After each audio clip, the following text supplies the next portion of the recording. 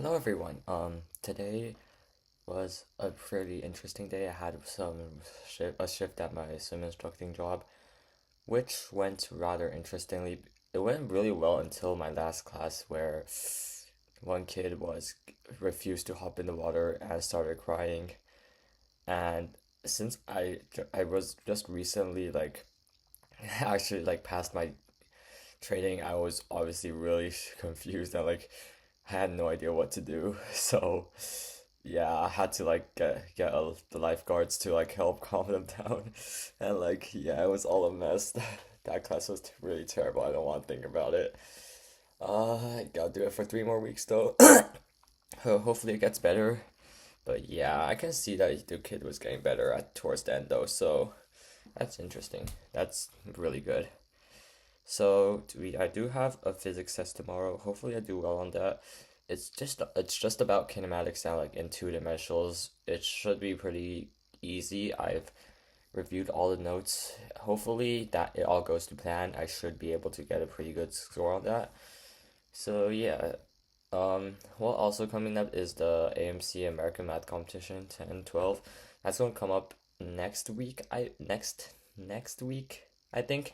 But anyways, it's coming soon, and yeah, I've been prepping for that as well. So I would probably just since I've done it in the past and I don't really have much else to say, I'm probably just gonna say some strategies that I would use when preparing for such math competitions, I guess.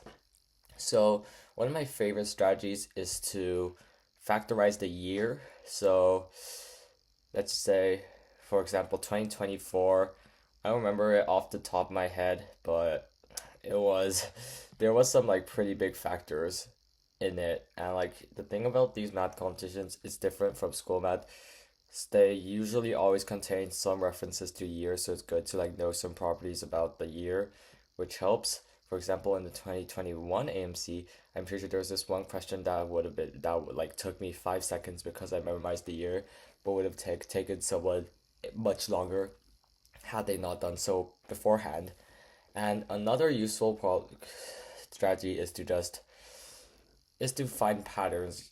Sometimes if you have a really tedious question, try to let's say 8 times 8 repeated a certain amount of times ends up in a number whose digits add up to 1,000 or something. I think that was one of the questions. Try it out with 1 8 on the second number, 2 8s, 3 8s, 4 8, so on, and you'll see a pattern, and then that might help you approach the problem much easier. Yeah, but yeah, those are just two ways that I feel will really benefit people, especially on AMC, because in the past I've seen lots of questions that can be solved much easier using these strategies. That's all, thanks.